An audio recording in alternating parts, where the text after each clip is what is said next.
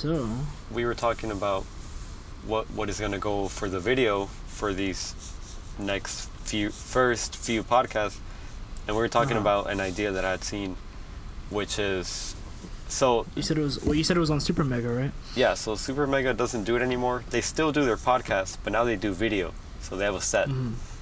But for 300 episodes prior, they had this background where it's them on a table, and it's their little animations. It's like their little avatar, like you were saying. But on the table, there's comic books, and there's a cigarette with on an ashtray, and there's also an aquarium behind them that moves. Like every once in a while, there's a fish that comes in and out. That's cool. And of course, they probably paid someone to make that animation. I'm sure it was pretty like a pretty crazy amount of money too. But one day, boys, or I think I would like to know like how the animator did it. Yeah, and it loops. For the most part, the only things that move are the cigarette smoke, the fish in the aquarium, and maybe the characters are blinking every once in a while. Oh wait, now I think I remember what you're talking about. Okay, because I completely remember. It's like they're characters. Yeah. Okay. Yeah. Now I know what you're talking about. If you guys get a chance, you guys should go watch the Super Mega podcast. Yeah. And I think that's kind of an inspiration for you, no? Yeah. I think our main inspiration was definitely shout out Rogan, obviously. But he's been an inspiration for everyone. Yeah. It's crazy how big he is. And I guess he's a trailblazer and we're following along. But yeah. But podcasting is a great medium, isn't it? You could have long conversations with people you know or people that you don't know, and in a way it seems a little bit more productive than just a whatever video that you're watching. I think it's a lot more productive than like video. I love video essays, and I know Matthew was talking about actually starting a channel for like a YouTube channel. I think that's so dope. I always wanted to start a YouTube channel as well, but he wants to do video essays, and I love video essays, and I'll always watch video essays. Yeah. But I think the only thing about video essays is obviously it's one person talking about their opinions, talking about like, just their side or like their perspective.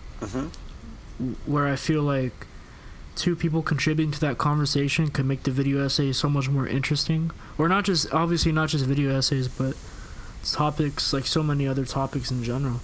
Yeah, I agree. Also, a lot of video essays, since it is one person, you don't know if they're credited or not, as into what they're talking about. So they could be talking about true, I don't know, dinosaurs or American history, and maybe they did have their resources, but for the most part they don't cite them in the video. Yeah, they're not going, and they really never do. And that's kind of a whole problem with the platform, like YouTube as a whole, and really like honestly a lot of other platforms. I think that's like been like that's kind of like not a debate, but not necessarily a debate, but more like a something a lot of people have had trouble with, like in sort of like the online medium as a whole. Because I think it even applies to podcast.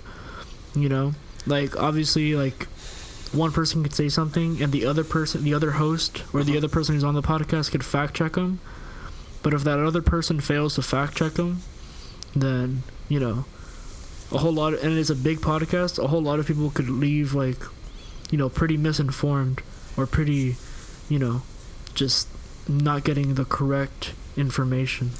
That's what I was about to say too, that if you see a video essay about the earth being flat and maybe you're not too sure if it is or not, but you see that the video has 3 million views, then you're gonna think, well, maybe 3 million people clicked on this for a reason. And you see the comments too. Like that's the thing. If like if 3 million people watched it and 3 million people left comments completely agreeing that the earth is flat, it's like.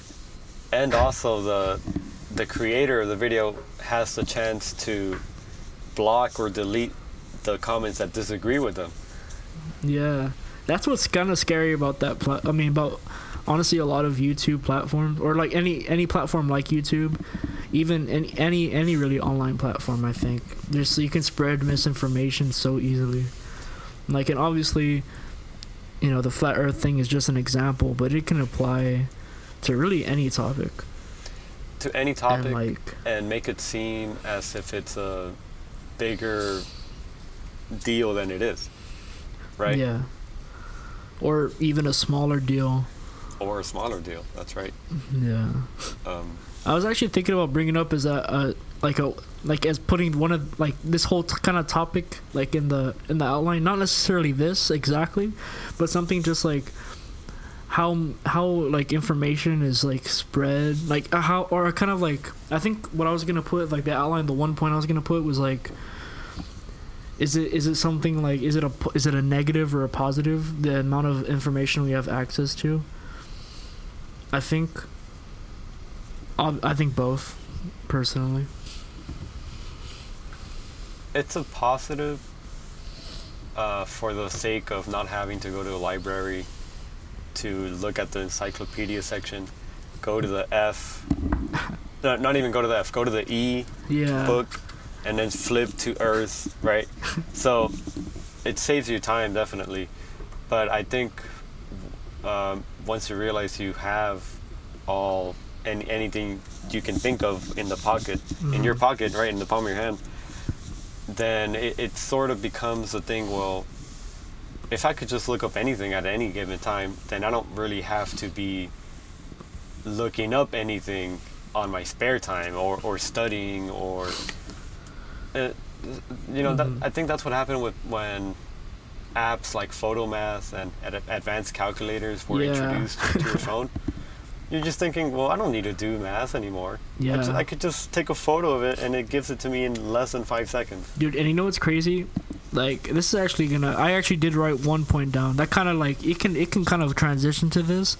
But the whole ChatGPT thing is crazy, bro. And it's not just it's not just norm, I don't know. It's professors are freaking out about it. Students are gonna be, I feel like they're gonna be using it to their advantage. Sorry, what? What was that? I don't even know what you're talking about. ChatGPT, that new AI bot. I don't know what that is. Really? For real? Oh wow, that's crazy. Sorry, I should have. So ChatGPT, I actually downloaded the. It's not really downloaded. You just kind of make an account. It's you just search up ChatGPT on OpenAI, and you pretty much, the premise is that you put in a prompt. You could put in something like write me an article on, I don't know, write me an article on Whataburger. And it'll write you an article on Whataburger. And the more specific you get with the prompt that you put in, the more detailed information.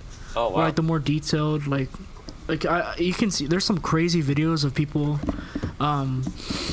putting in some prompts that will give them give them the answer that they're looking for, and give you a pretty decent answer. The only thing right now is and it makes a big disclaimer at this, right when you sign into the program. It's kind of hey, all the information maybe is still some of it is accurate, some of it is not accurate, because they just get information off the internet.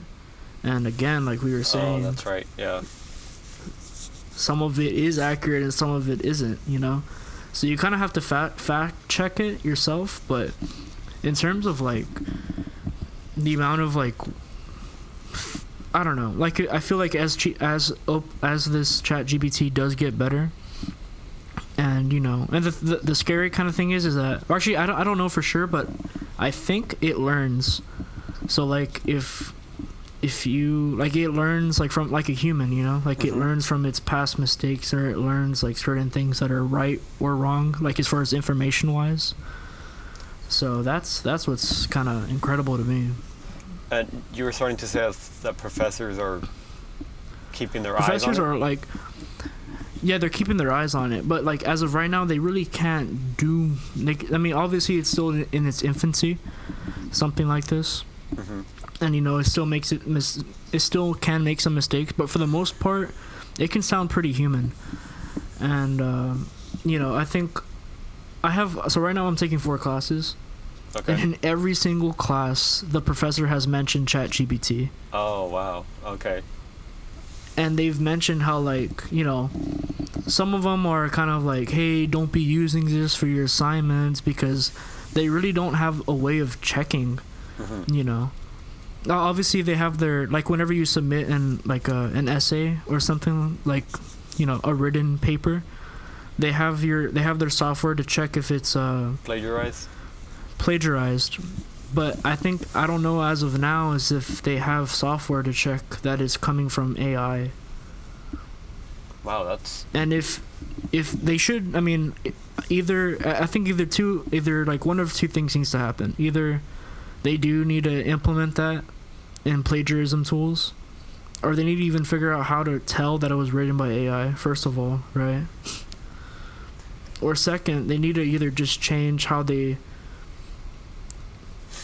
test students on their knowledge. We're gonna have to go back to handwritten essays and mail. Dude, it may be, bro. Like, you have to do it in class, handwritten. Yeah, right. Because you take online tests with the camera pointing at you, and even if you're out of frame, it'll be alerted that you're not there. So something like that, where either a software or maybe a supervisor has to be there and make sure it's you doing the work, and you don't have access to any sort of electronic or AI program that could do the work for you. It's absolutely crazy, bro. And it's just gonna get better. Like, it's still in its infancy. Obviously people have been working with AI forever. I think this company it's called OpenAI, and they've made other, like, AI stuff in the past, and this is their introduction and, like, it pretty much, I think their whole, like, what they said is it makes AI kind of accessible to, like, the masses. Where, like, it's like a text message. It's like you put in a chat and then it responds in a very human-like form. It's absolutely crazy, bro. I would, like, just to mess around with it, I would, like, after the podcast, or shit, even right now, bro, who knows? you should definitely, like, make an account and just play around with it. It's crazy, bro. I think we could dedicate, like, maybe next week, dedicate a segment of this show to exploring that. Maybe it's screen crazy. record it. You could absolutely, man. You could dedicate so much time to it, because if you get a chance after we're done here, you should definitely look up some videos of people using it and stuff like that. And I think, because I'm more like I'm interested in marketing, that's what I'm studying and everything, and I watch a lot of marketing videos, and specifically, like, digital marketing. And what people have been, at least that people in that, like, space have been saying kind of over and over again, is that people, because obviously people are afraid that it's going to take jobs. Oh, yeah. And so, obviously you can't fight technology, so you have to kind of adapt with it.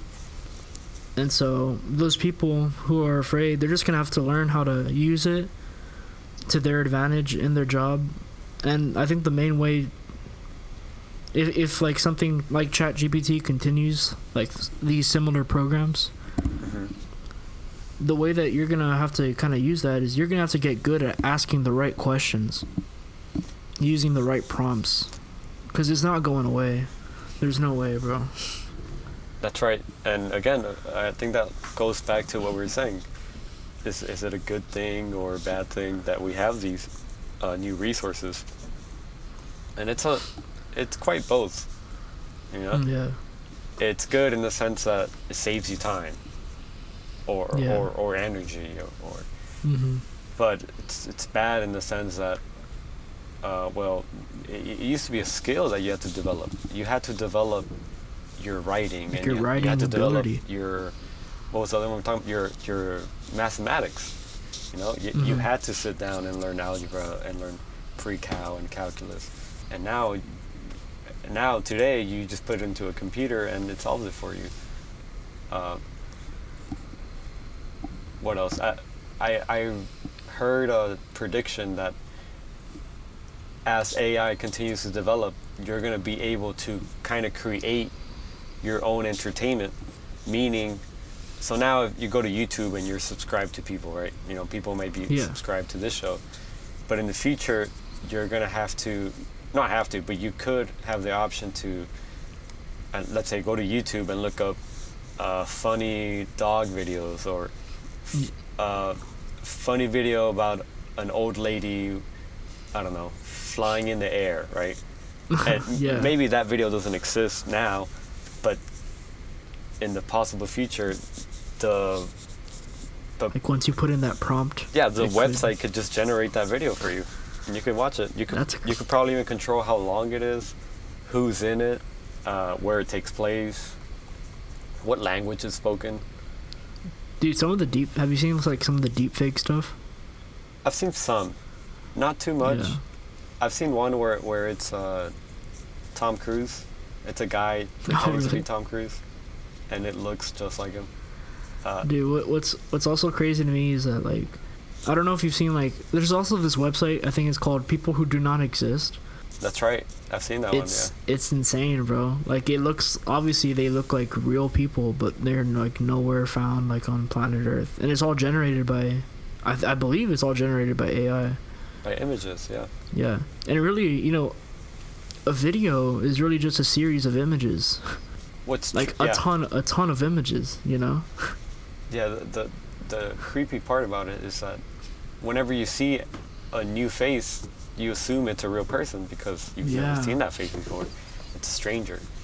They seem normal to you, especially in your peripheral vision. Yeah.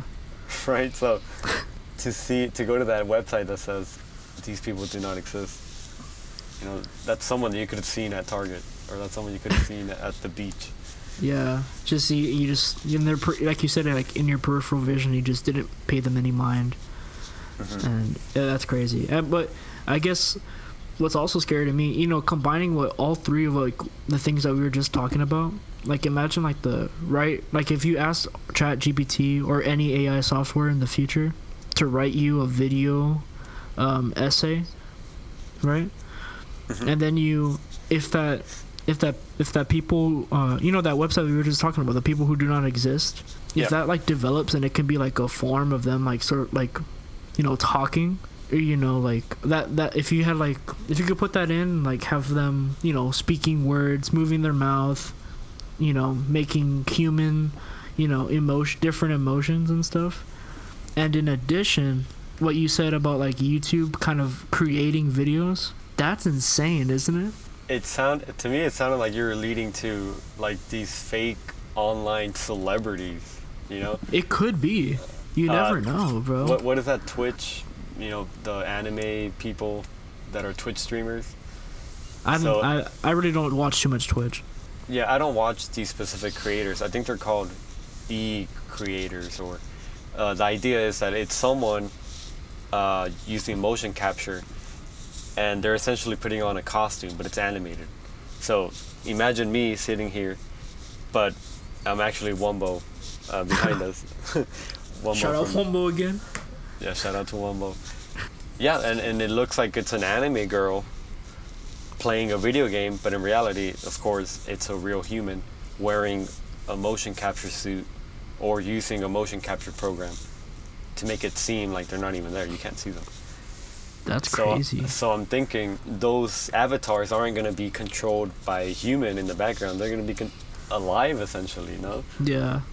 Especially, I think the part that's like the most scary is that AI can learn from itself. You know, it's like a human. You know, as we humans do, we make mistakes and we learn from them. At least we're supposed to. We're supposed to learn from them and then adjust our behavior accordingly. Well, like this AI, if it learns from its past mistakes and it adjusts its behavior or it adjusts its knowledge base accordingly, then like it's literally unstoppable. And that's because it can make these, like, it can learn so much faster than us as well until it gets the best result.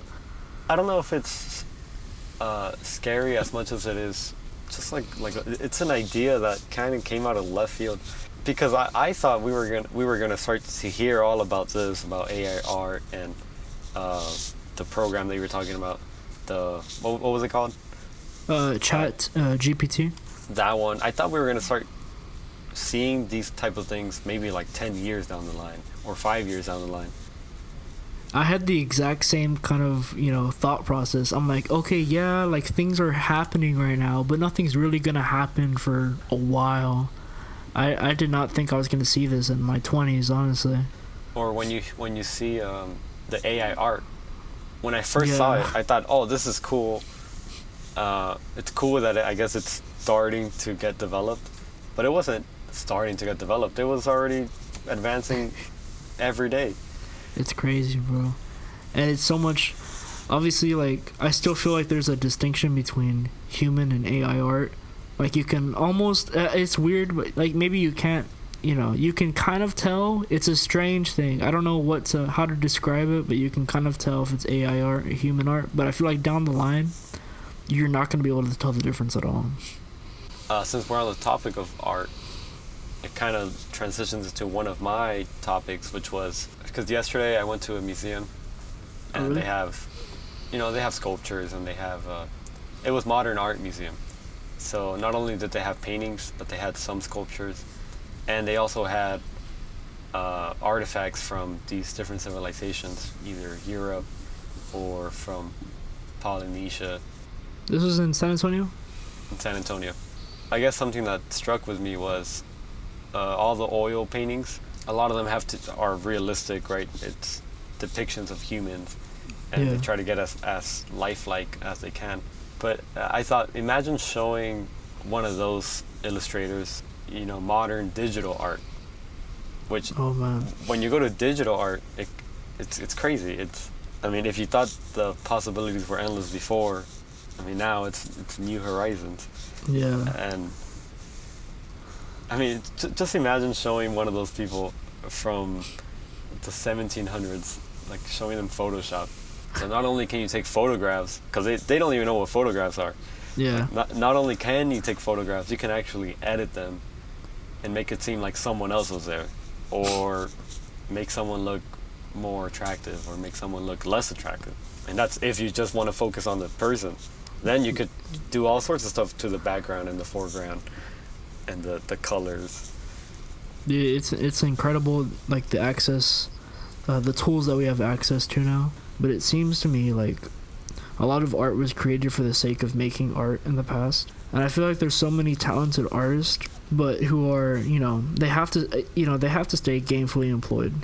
They have to make a living. They have to do something. And a lot of their efforts and a lot of their ability goes towards like a company, and whether it be creating like a graphic designer or an animator, and all this stuff is super cool to see, but it's crazy to think let's imagine if someone put all that time and energy into creating something purely for the sake of making something. Back in the day, meaning even before the conception of the United States, let's say 95% of the time, or even more, it was wealthy people that made art, right? Yeah. Because you don't or have to they worry contracted people to make art, right? That too. Because at that point, food wasn't a priority, shelter wasn't a priority, or health. Those things aren't. So then you have the luxury of being able to focus on other things, meaning reading, studying, or art. And of course, that all changed in modern times when, a huge portion of the population doesn't have to worry about that. And that also gives you a chance to think, well, then how can you make a living doing art? I don't know where I was going with this. Yeah, no, it's just something to think about. And it's but my cousin, she's a great artist, but a lot of the art that she makes just isn't really it's not in style. I think it's great. I don't know her Instagram right off the top of my head, but it's an open Instagram. I'll tell you after the podcast. I should shout her out on the podcast, but I just can't think of it right now. But she pretty much just displays all her art. It's very it's all black and white. It's all sketch drawing, and it's super cool. But the reality is she has to have something. She has to do something else, because if people aren't just gonna buy those like pictures or those paintings or anything like that. That's the thing. It's a lot of I guess finding your place in the market.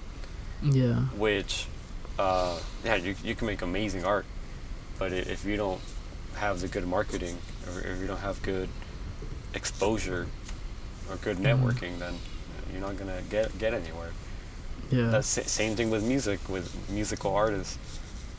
You can make that's why a lot of people got pissed off. I don't know if you heard of this movie. It's called Yesterday, it's about this guy that he's the only person that remembers about the Beatles. Did you ever hear about that movie? I've heard about the movie, and I saw like the trailer, but I never watched it. I've never watched it either. I don't know. I don't think it looked good. But I remember hearing about the concept of the movie, and also hearing some feedback, some criticism. So the plot is he's the only person that remembers the Beatles, and he happens to be a singer-songwriter. Mm-hmm. So then, since no one else remembers them, he just starts kind of stealing the Beatles' music and their ideas, passing them off as his own. Mm-hmm. And next thing he knows, he's the biggest superstar of today because he's playing the Beatles music. Uh-huh. I think any person in music business, and this is what I heard even back then, knows that that's not necessarily true. You know, you might be able to write like John Lennon or Paul McCartney, but if you don't have a good agent, or if you don't have good exposure, you know, if you don't put yourself out there on social media, then, you know, you could have the most amazing song sitting on your hands and not go anywhere. And I feel like it's such a tragedy. Like I feel like there's so many artists, music-wise, or, you know, drawings, or in a lot of different art forms and a lot of different mediums, who are like just incredible artists, but, you know, me and you will never hear about them. That's not to say that they can't get out there. You definitely can. Yeah. With social media, with the internet, anything's possible. With TikTok, it kind of becomes a level playing field. Yeah. But I guess on the same like token, do you think it's almost oversaturated, or do you think you could rise above it with just quality content? And I think consistency, as far as like social media platforms go, because I think a lot of social media platforms, you have to play to the algorithm, you know. You have to play, whether it be YouTube, TikTok, Instagram. Like in Instagram, if you were gonna make a post, you have to put tons of hashtags. You have to, like, if you want to get traction other than like your following, it's like hashtags are like the main way that, you know, people, like if you search up like in the search bar on Instagram, black and white photo, you're gonna get a whole bunch of photos with the hashtag black and white photo. And if this person fails to put that in their incredible photo, then they're not gonna get any traction. And the same thing applies to really any medium. Like YouTube, I think that like they're really pushing their shorts right now, or real. I think it's YouTube Shorts, and I think they like short form videos because people click on short form videos.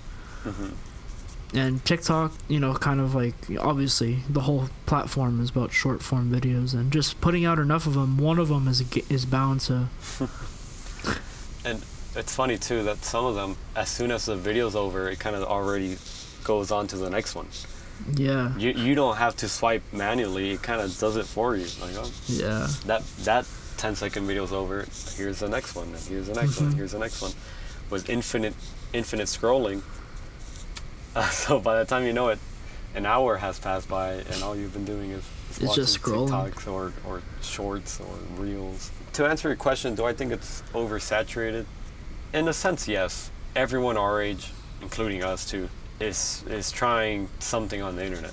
Whether it's a podcast, whether it's music videos or funny skits. Mm-hmm. I know on Instagram you could sponsor your posts. Yeah. And most of the times there'll be a brand, right? Like a corporate account. But I remember sometimes you open up your Instagram and it'll be some random guy with 30 followers. And it says, just trying to promote his stuff, right? Just trying to promote himself. And it's like here at Walmart. I'm like, oh, okay. If it's entertaining, you know, like, then it's gonna win. Like, especially if you promote it. I think that's the step that people they just don't want to, because obviously it's something to make the content itself, but to put money forward, you know, put some skin in the game. Patience, dedication. Yeah, and patience. Yeah. You Like, know? honestly, Noah has done a great job with his whole TikTok like account, and now he's transitioned to YouTube and he's doing incredible on there. And you know, I don't think it's luck.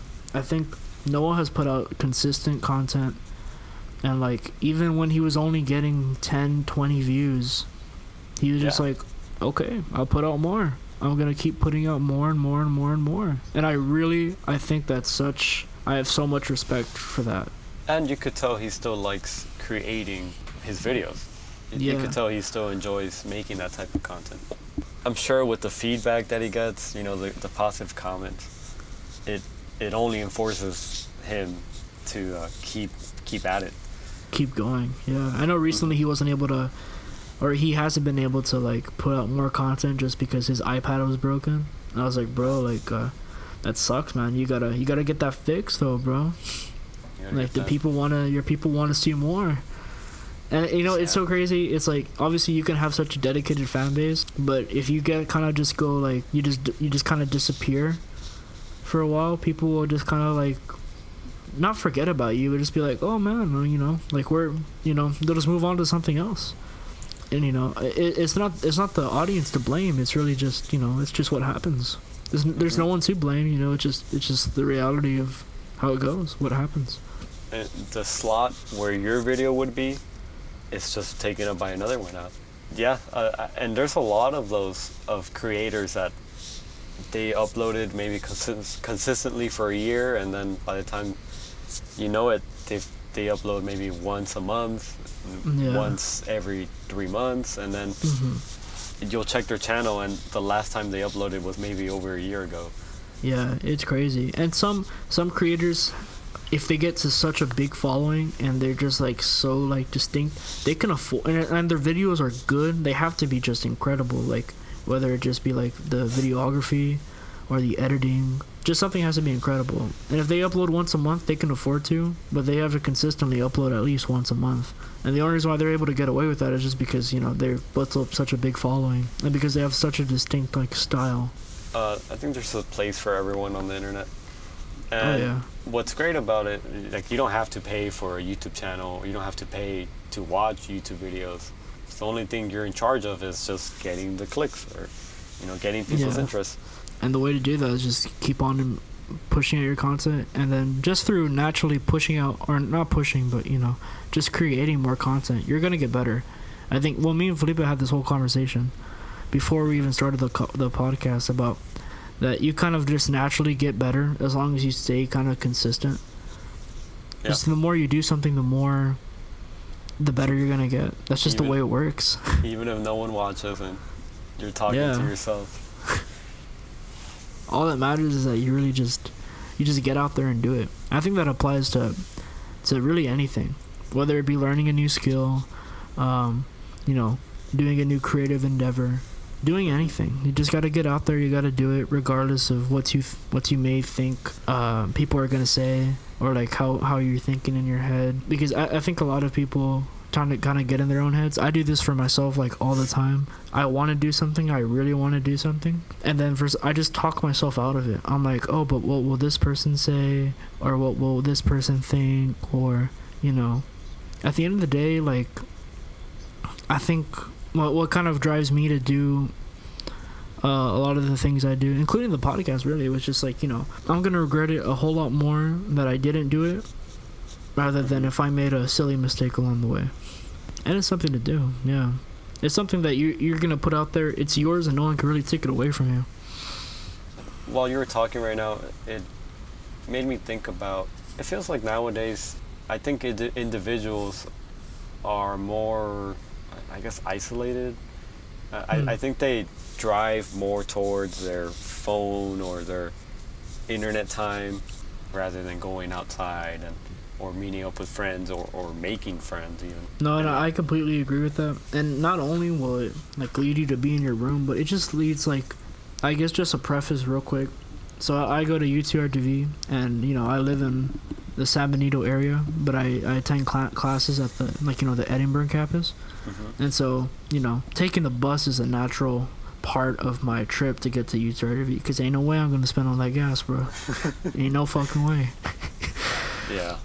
We'll be standing in line, and it's my fault as well. At the end of the day, it's my fault as well. It's not just other people's fault, But it's so crazy to me. We'll be standing in a line for 20 minutes, 25 minutes, and no one will say a word.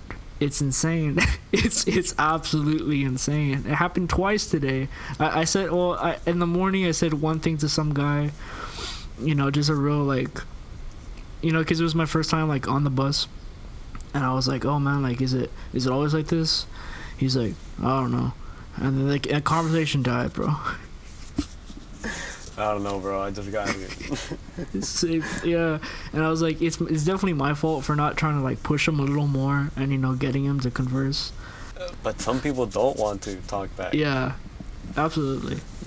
I'm going to audio school, and some of my classmates, even on the first day of class, I was excited to talk music and talk sound with people, and a lot of people, they, or even when the teacher asked, is there any questions, no one says anything, and then during the break time no one really says anything.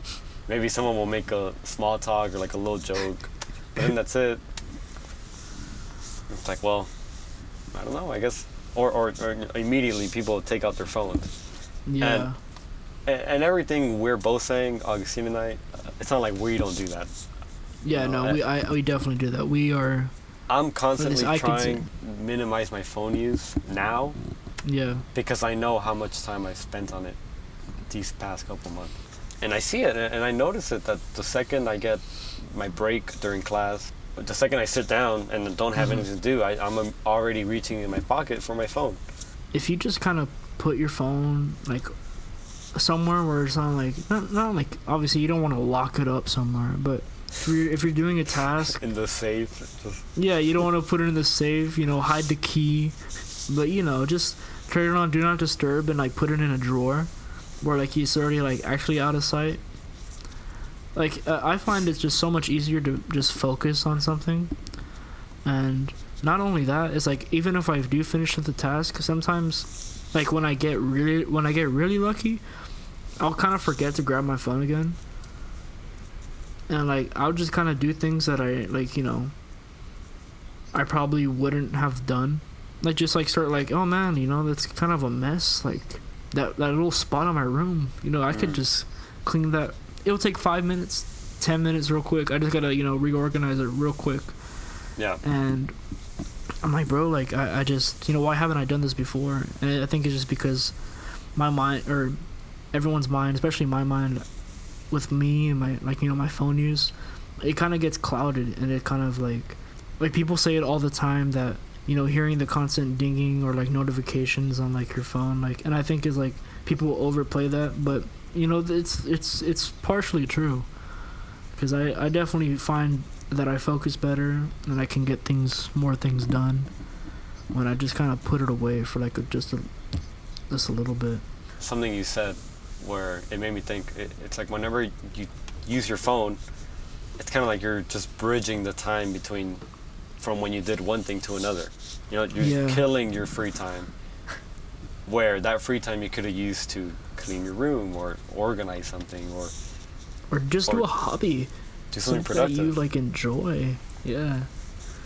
I don't know, man. It's just so much time wasted. When you really kind of look back and you see how much time you spend on your phone.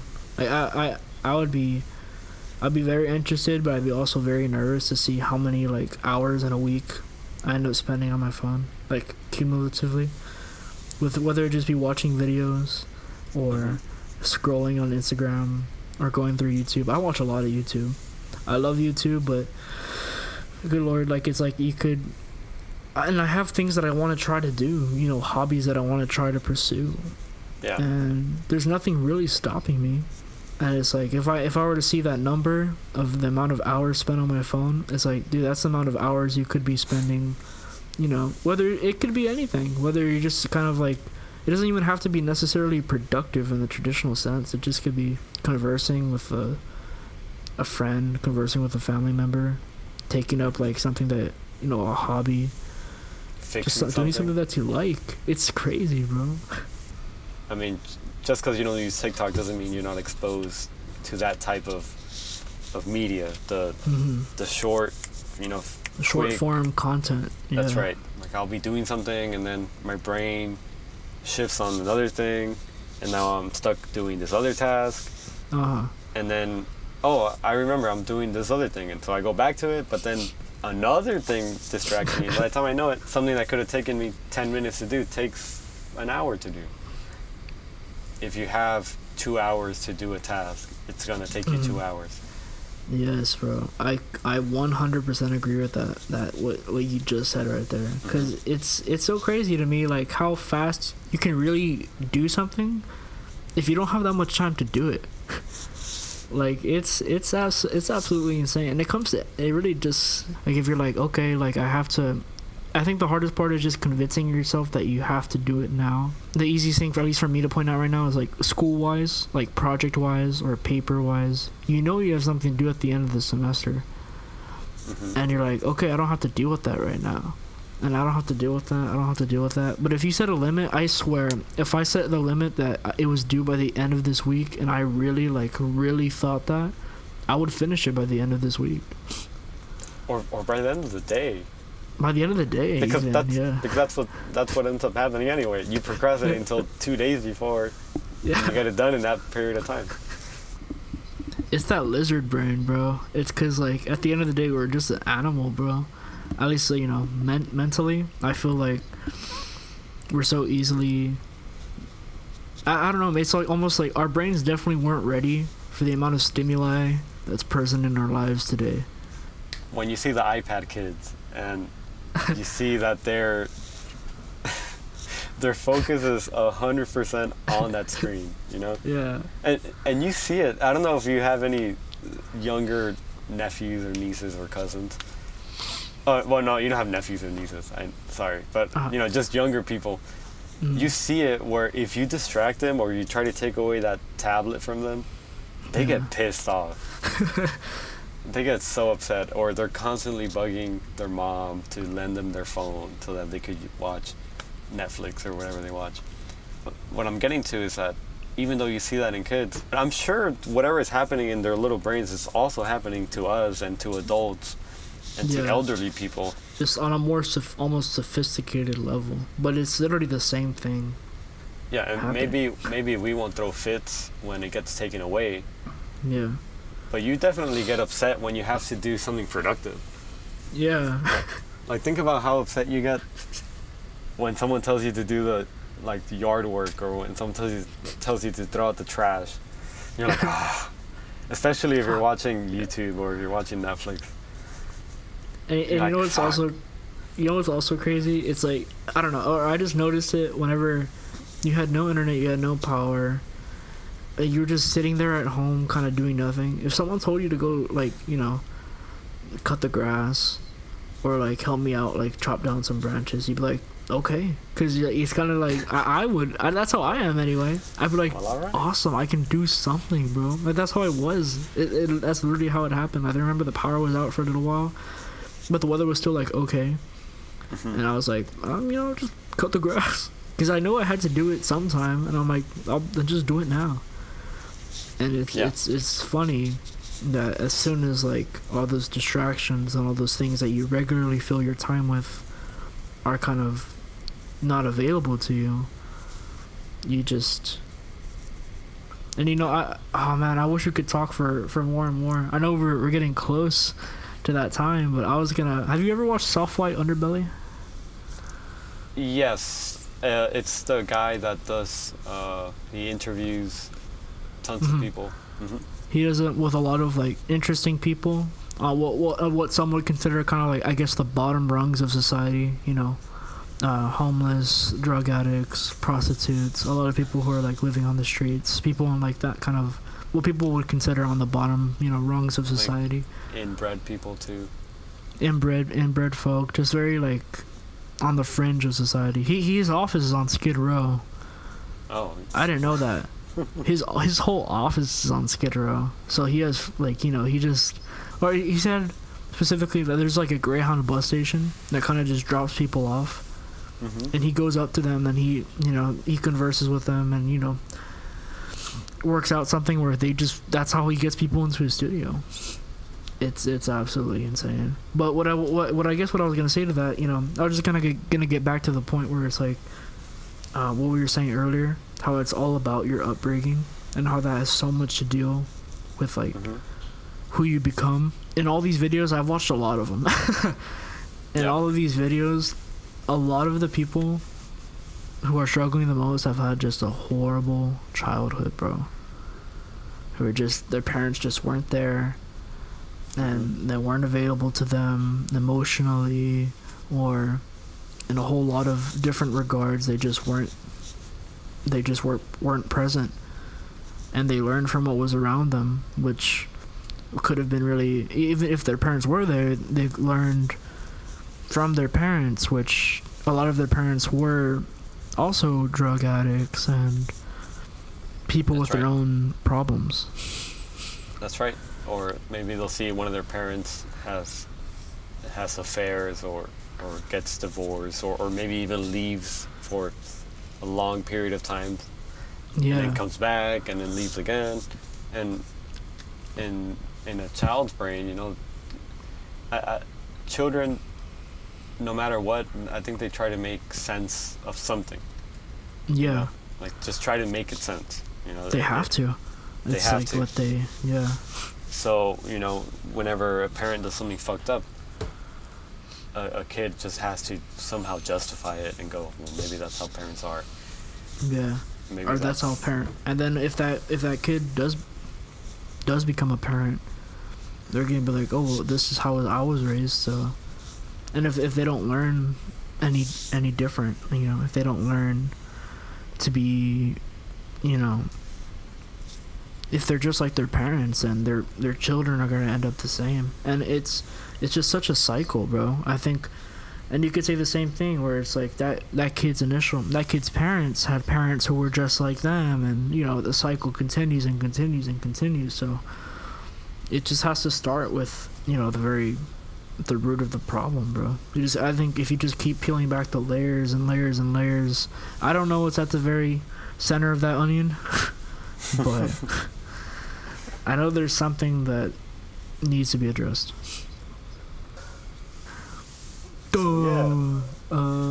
Yeah, man. So how was your day, man? So what movies are you watching?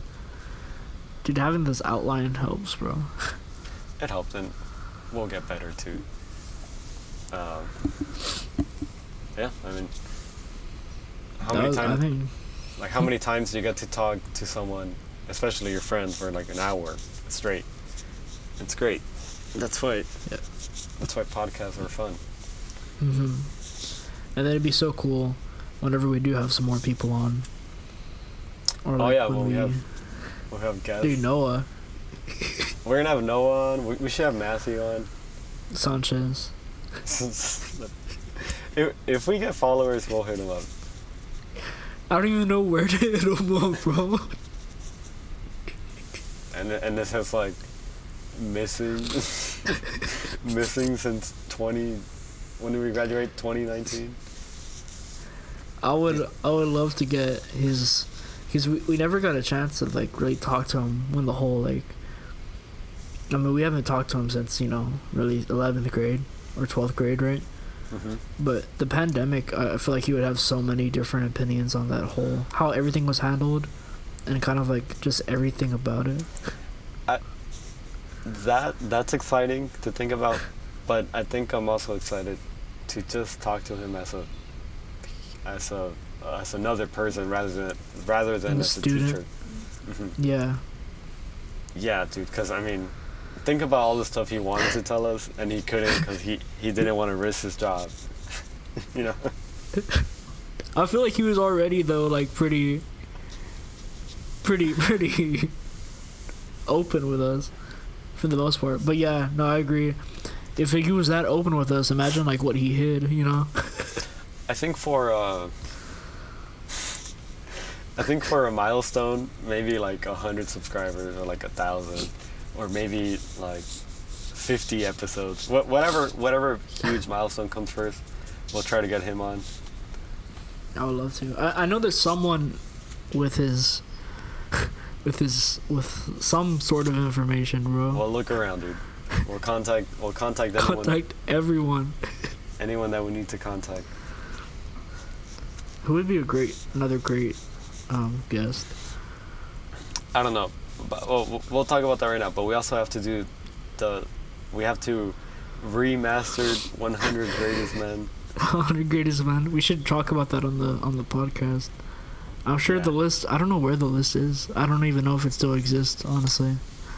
You might have a photo of it, because I don't. But if you don't, then we're gonna have to start from scratch. We have to start from scratch. But we'll explain it all on that episode. Dude, this podcast was great. This first episode, I think, was so like, just fantastic, bro. The chemistry is there. It flowed so well. There was never a spot where it like kind of, got awkward or whatever. Now, I'm gonna go ahead and turn off my Audacity. All right. I agree, though.